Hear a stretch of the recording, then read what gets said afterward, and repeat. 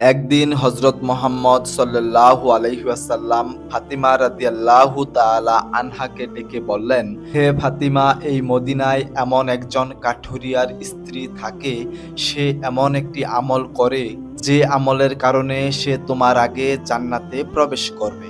হুজুরে পাক সাল্লাল্লাহু আলাইহি ওয়াসাল্লামের এসব কথা শুনে হযরত ফাতিমা রাদিয়াল্লাহু তাআলা আনহা বললেন, আব্বাজান, এটা কিভাবে সম্ভব? আমি জান্নাতের সকল মহিলাদের সর্দারিনী, কিভাবে কোনো মহিলা আমার পূর্বে জান্নাতে প্রবেশ করবে? জান্নাতে আগে প্রবেশ করার আকাঙ্ক্ষা সকলেরই রয়েছে। আব্বাজান, দয়া করে আপনি আমাকে সেই কাঠুরিয়ার স্ত্রীর ঠিকানা বলুন, যাতে আমি দেখে আসতে পারি সে কি আমল করে, যে আমলের কারণে সে আমার আগে জান্নাতে প্রবেশ করবে। মুহাম্মদ সাল্লাল্লাহু আলাইহি ওয়াসাল্লাম তখন তাকে বললেন, ফাতিমা, আজকে তুমি বাড়িতে ফিরে যাও। কিছুদিন পরে আমি তোমাকে ডেকে নিব এবং আমি তোমাকে সেই কাঠুরিয়ার স্ত্রীর ঠিকানা বলে দেব। হুজুরে পাক সাল্লাল্লাহু আলাইহি ওয়াসাল্লামের এই কথাগুলো শোনার পরে হযরত ফাতিমা রাদিয়াল্লাহু তাআলা আনহা বাড়ি ফিরে আসলেন। এইভাবে বেশ কিছুদিন অতিবাহিত হয়ে গেল। এর মধ্যে হযরত ফাতিমা রাদিয়াল্লাহু তাআলা আনহু অনেক অসুস্থ হয়ে পড়লেন। একে তো তিনি অসুস্থ, অন্যদিকে একাধারে ৩ দিন তার বাড়িতে কোনো খাবার ছিল না। খাবার না খেয়ে এবং অসুস্থতার কারণে হযরত ফাতিমা রাদিয়াল্লাহু তাআলা আনহা খুবই দুর্বল হয়ে পড়লেন। শেরে-খুদা হযরত আলীর কাছে তখন কোনো অর্থ ছিল না, যেটা দিয়ে হযরত আলী রাদিয়াল্লাহু তাআলা আনহু কোনো খাবার কিনে আনতে পারত। ৩ দিন অতিবাহিত হবার পরে হযরত ফাতিমা রাদিয়াল্লাহু তাআলা আনহা হযরত আলী রাদিয়াল্লাহু তাআলা আনহুর হাতে একটি কাপড় দিয়ে বললেন, হে আমার প্রিয় স্বামী, আপনার হয়তো মনে আছে, আব্বাজান মুহাম্মদ সাল্লাল্লাহু আলাইহি ওয়াসাল্লাম আমাদের বিয়ের সময় এই কাপড়টি আমাকে হাদিয়া স্বরূপ দিয়েছিলেন। এটি অত্যন্ত বরকতময় একটি কাপড়। আমার মন চাচ্ছে না যে এই কাপড়টি আমি বিক্রি করে দেই, কিন্তু তারপরেও যেহেতু আমাদের ঘরে ৩ দিন যাবৎ কোনো খাবার নেই, তাই আপনাকে এই বরকতময় কাপড়টি আমি দিচ্ছি। আপনি এটি বাজারে বিক্রি করে এর মূল্য দিয়ে আপনি কিছু খাবার কিনে আনুন। হযরত আলী রাদিয়াল্লাহু তাআলা আনহু হযরত ফাতিমা রাদিয়াল্লাহু তাআলা আনহার কাছ থেকে সেই কাপড়টা নিয়ে বিক্রি করার উদ্দেশ্যে বাজারের দিকে রওনা হলো। তিনি এই কাপড়টি নিয়ে বাজারে পৌঁছালেন এবং সেটি বিক্রি করার জন্য অনেক ক্রেতাকে দেখালেন। কিন্তু কাপড়টি অত্যন্ত পুরাতন হওয়ায় সেটি কেনার জন্য কারো আগ্রহ ছিল না। এই কারণে হযরত আলী রাদিয়াল্লাহু তাআলা আনহু অত্যন্ত নিরাশ হয়ে পড়লেন। তখন তিনি আল্লাহ রব্বুল আলামিনের দরবারে ফরিয়াদ করে বললেন, হে রব্বুল আলামিন, এই কাপড়টি অত্যন্ত পুরাতন, তাই এটি কেনার জন্য কোনো ক্রেতা আগ্রহ দেখাচ্ছে না। আজ ৩ দিন যাবৎ নবীজি সাল্লাল্লাহু আলাইহি ওয়াসাল্লামের কলিজার টুকরো হযরত ফাতিমা রাদিয়াল্লাহু তাআলা আনহা এবং হাসান ও হুসাইন না খেয়ে আছে। রব্বুল আলামিন আজকে যদি আমি এই কাপড়টি বাজারে বিক্রি করে এর মূল্য দিয়ে খাবার কিনে বাড়িতে যদি না যেতে পারি, তাহলে আজকেও তাদেরকে না খেয়ে থাকতে হবে।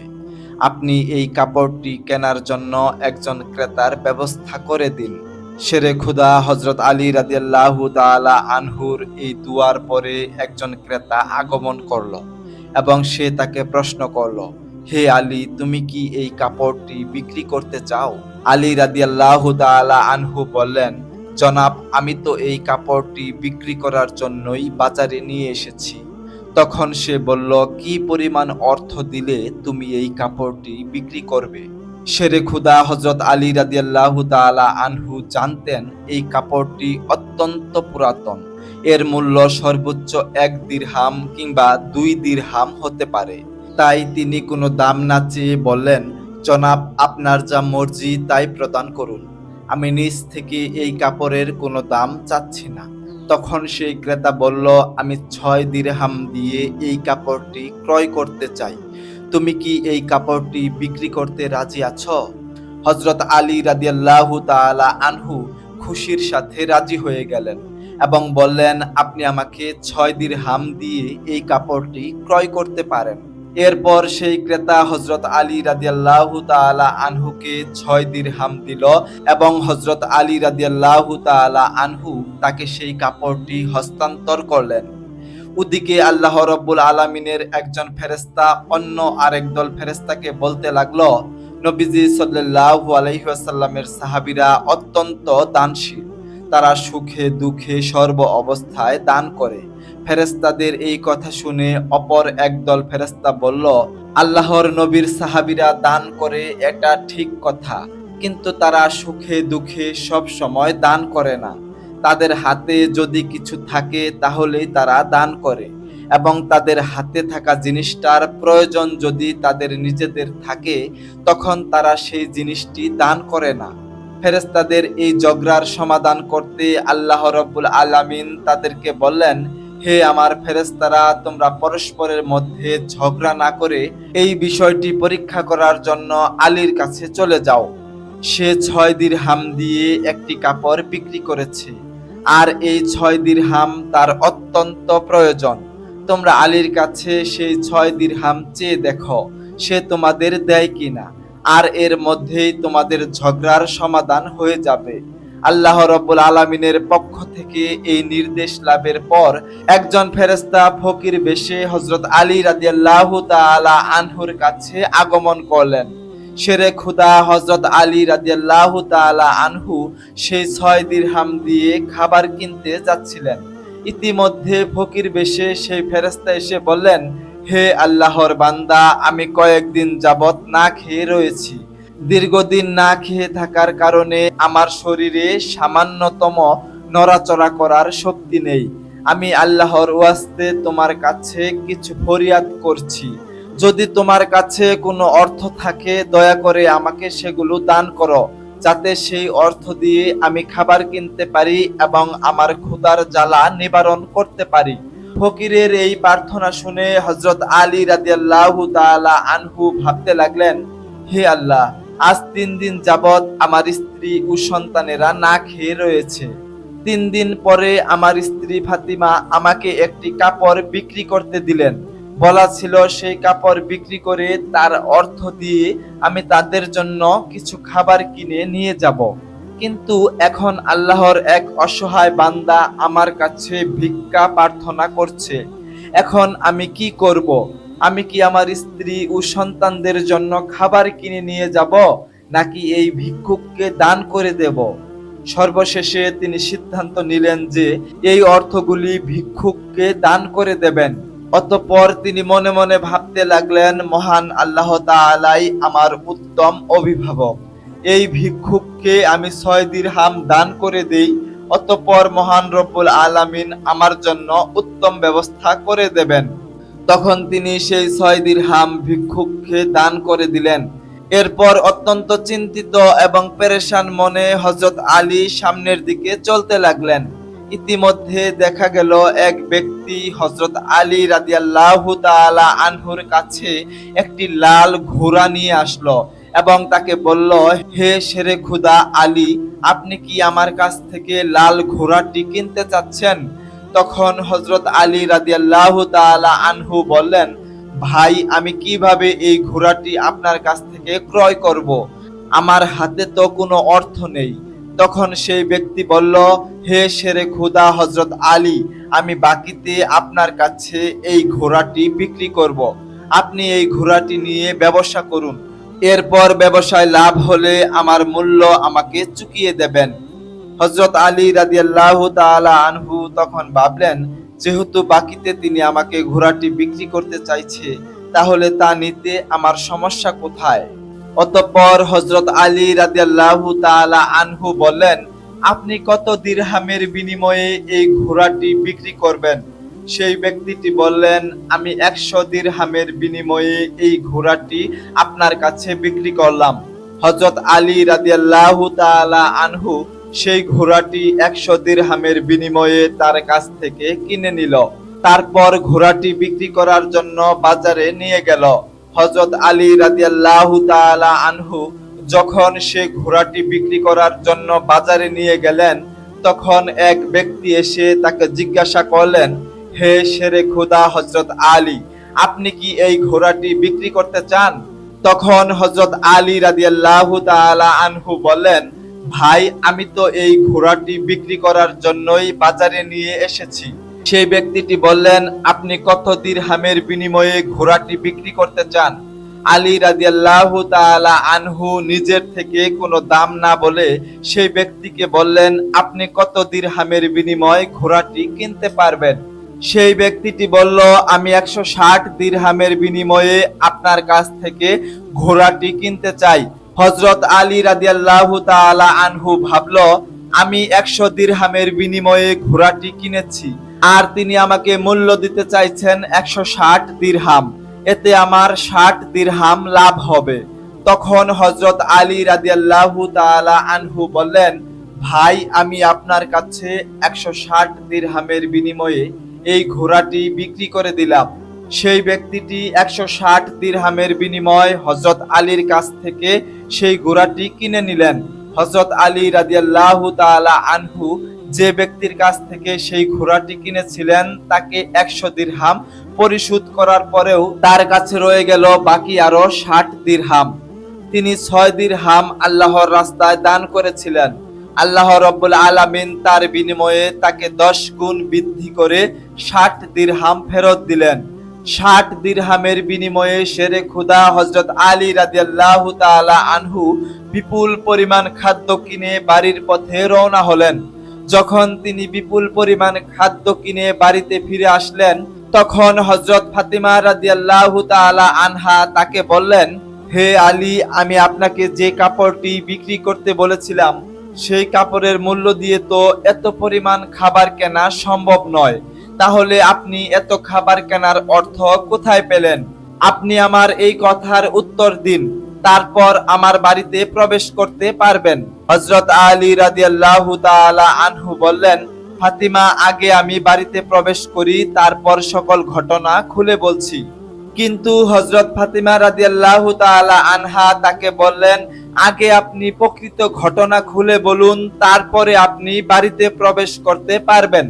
শেরে খুদা হযরত আলী রাদিয়াল্লাহু তাআলা আনহু বললেন, ফাতিমা, তুমি তো ভালো করেই জানো যে তোমার স্বামী হযরত আলী কোনোদিনই কোনোভাবেই অবৈধ অর্থ উপার্জন করতে পারে না। আমি যে পন্থায় এই অর্থগুলো উপার্জন করেছি তা সম্পূর্ণ বৈধ একটি পন্থা। অতএব এই ব্যাপারে তোমার সন্দেহ করার কোনো কারণ নেই। কিন্তু হযরত ফাতিমা রাদিয়াল্লাহু তাআলা আনহা হযরত আলী রাদিয়াল্লাহু তাআলা আনহুর এই কথাগুলো তেমন ভাবে বুঝতে চাইছিলেন না। নবী করিম সাল্লাল্লাহু আলাইহি ওয়াসাল্লাম ফাতিমাকে তার দরবারে ডাক দিলেন। অতঃপর তিনি তাকে বললেন, হে ফাতিমা, তোমার কি মনে আছে আমি কিছুদিন পূর্বে তোমাকে বলেছিলাম একজন কাঠুরিয়ার স্ত্রী তোমার পূর্বে জান্নাতে প্রবেশ করবে? হযরত ফাতিমা রাদিয়াল্লাহু তাআলা আনহু বললেন, আব্বাজান, অবশ্যই আমার মনে আছে, এবং আমি সেই কাঠুরিয়ার স্ত্রীর সঙ্গে সাক্ষাৎ করার জন্য অধীর আগ্রহে ব্যাকুল হয়ে আছি।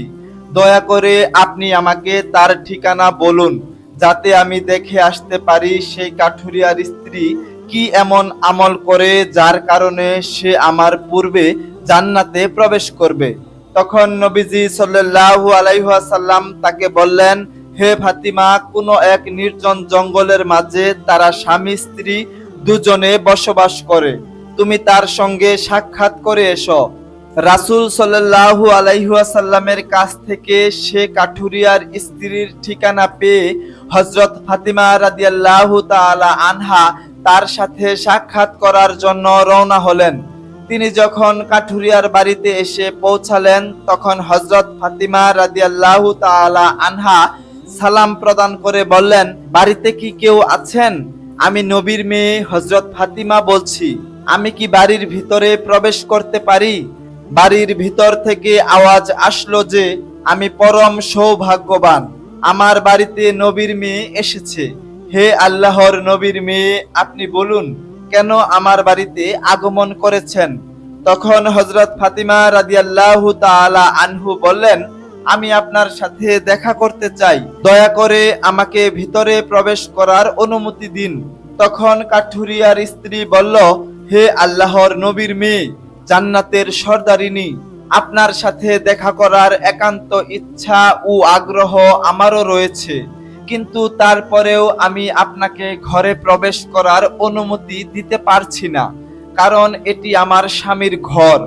আর আমি আমার স্বামীকে না বলে কোনো মানুষকেই ঘরে ঢোকার অনুমতি দিতে পারি না। দয়া করে আপনি আগামীকালকে আসবেন। আমি আমার স্বামীর কাছ থেকে আপনার ব্যাপারে অনুমতি নিয়ে রাখব। যদি আমার স্বামী অনুমতি দান করেন তবেই কেবল আপনাকে ঘরে প্রবেশ করার অনুমতি দিতে পারি। কাঠুরিয়ার স্ত্রীর কাছ থেকে এসব কথা শোনার পরে হযরত ফাতিমা রাদিয়াল্লাহু তাআলা আনহা বাড়িতে ফিরে গেলেন। দ্বিতীয় দিন তিনি যখন কাঠুরিয়ার স্ত্রীর সাথে দেখা করার জন্য বের হবেন, তখন হযরত হাসান রাদিয়াল্লাহু তাআলা আনহু তাকে জড়িয়ে ধরে বললেন, আম্মা জান, আপনি কালকে কোথায় গিয়েছিলেন? আপনাকে আমি খুঁজে পাচ্ছিলাম না। আম্মা জান, আপনি যেখানে যাচ্ছেন দয়া করে আমাকেও আপনার সাথে নিয়ে যান। হযরত ফাতিমা রাদিয়াল্লাহু তাআলা আনহা তখন তার বড় পুত্র হযরত হাসান রাদিয়াল্লাহু তাআলা আনহুকে তার সাথে নিলেন। এরপরে তিনি কাঠুরিয়ার স্ত্রীর বাড়িতে পৌঁছে গেলেন। অতঃপর সালাম দিয়ে বললেন, বাড়িতে কি কেউ আছেন? আমি নবীর মেয়ে ফাতিমা বলছি এবং আমার সাথে আমার বড় পুত্র হাসান রয়েছে। আমরা কি বাড়ির ভিতরে আসতে পারি? ঘরের ভেতর থেকে কাঠুরিয়ার স্ত্রী আওয়াজ দিয়ে বলল, আপনার সাথে দেখা করার আগ্রহ আমারও রয়েছে, কিন্তু গতকাল আমার স্বামীর কাছ থেকে শুধু আপনার ব্যাপারে অনুমতি নিয়েছিলাম, কিন্তু আপনার সাথে আপনার যে বড় পুত্র হাসান রাদিয়াল্লাহু তাআলা আনহু এসেছে তার ব্যাপারে তো কোনো অনুমতি গ্রহণ করিনি। সেই কারণে আমি আপনাকে ঘরে প্রবেশের অনুমতি দিতে পারি, কিন্তু আপনার সন্তানকে অনুমতি দিতে পারি না। দয়া করে আগামীকাল আসবেন। আপনার পুত্র হাসানের ব্যাপারে আমার স্বামীর কাছ থেকে অনুমতি নিয়ে রাখব। কাঠুরিয়ার স্ত্রীর কাছ থেকে এসব কথা শোনার পর হযরত ফাতিমা রাদিয়াল্লাহু তাআলা আনহা আবারও বাড়ি ফিরে গেলেন। পরের দিন আবারও তিনি যখন কাঠুরিয়ার স্ত্রীর সঙ্গে দেখা করার জন্য রওনা করবেন, তখন তার ছোট ছেলে হযরত হুসাইন রাদিয়াল্লাহু তাআলা আনহু তাকে জড়িয়ে ধরে বললেন, আম্মা জান, আপনি 2 দিন ধরে কোথাও যাচ্ছেন, আমি আপনাকে খুঁজে পাচ্ছি না। আজকে আপনি আমাকেও সঙ্গে নিয়ে যান। হযরত ফাতিমা রাদিয়াল্লাহু তাআলা আনহা তখন 2 পুত্র হাসান এবং হুসাইন রাদিয়াল্লাহু তাআলা আনহুকে সাথে নিয়ে আবারও কাঠুরিয়ার বাড়িতে গেলেন। বাইরে থেকে তিনি সালাম দিয়ে বললেন, বাড়িতে কি কেউ আছেন? আমি নবীর মেয়ে ফাতিমা বলছি এবং আমার সাথে আমার 2 পুত্র হাসান এবং হুসাইনও রয়েছে। বাড়ির ভিতর থেকে কাঠুরিয়ার স্ত্রী আওয়াজ দিয়ে বললেন, হে নবীর মেয়ে ফাতিমা, আপনার সাথে দেখা করার আগ্রহ ও আকাঙ্ক্ষা আমারও রয়েছে। গতকাল আপনার ব্যাপারে এবং আপনার বড় ছেলে হাসানের ব্যাপারে আমার স্বামীর কাছ থেকে অনুমতি নিয়েছি, কিন্তু আপনার ছোট ছেলে হুসাইনের ব্যাপারে আমার স্বামীর কাছ থেকে কোনো অনুমতি গ্রহণ করিনি। দয়া করে আজকেও আপনি ফিরে যান এবং আগামীকালকে আপনি আবার আসবেন। আগামীকালকে আপনাদের 3 জনের ব্যাপারেই আমি অনুমতি নিয়ে রাখব। কাঠুরিয়ার স্ত্রীর কাছ থেকে এসব কথা শোনার পর হযরত ফাতিমা রাদিয়াল্লাহু তাআলা আনহা আবারও বাড়িতে ফিরে এলেন। পরের দিন আবারও হযরত ফাতিমা রাদিয়াল্লাহু তাআলা আনহা সেই কাঠুরিয়ার বাড়িতে আসলেন। তখন তাকে কাঠুরিয়ার স্ত্রী ঘরে প্রবেশ করার অনুমতি দিলেন। হযরত ফাতিমা রাদিয়াল্লাহু তাআলা আনহা ঘরে প্রবেশ করে দেখল কাঠুরিয়ার স্ত্রী বসে আছে এবং তার পাশে রাখা আছে একটি লাঠি, একটি মোটা দড়ি ও একটি পানির পাত্র। এগুলো দেখে হযরত ফাতিমা রাদিয়াল্লাহু তাআলা আনহা তাকে জিজ্ঞেস করলেন, আপনি এগুলো নিয়ে বসে আছেন কেন?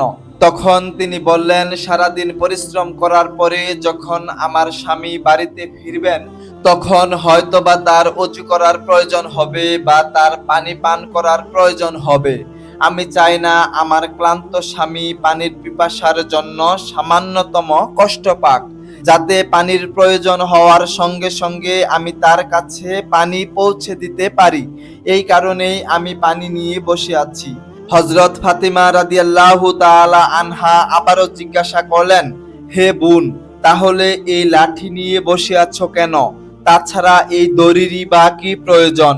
কাঠুরিয়ার স্ত্রী তখন উত্তর দিল, আমার স্বামী যদি কোনো কারণে আমার উপরে রেগে যায় এবং আমাকে শাস্তি দেওয়ার ইচ্ছা পোষণ করে, তখন তার প্রয়োজন হবে একটি লাঠি এবং আমাকে বেঁধে যাতে শাস্তি দিতে পারে তার জন্য প্রয়োজন হবে একটি দড়ির।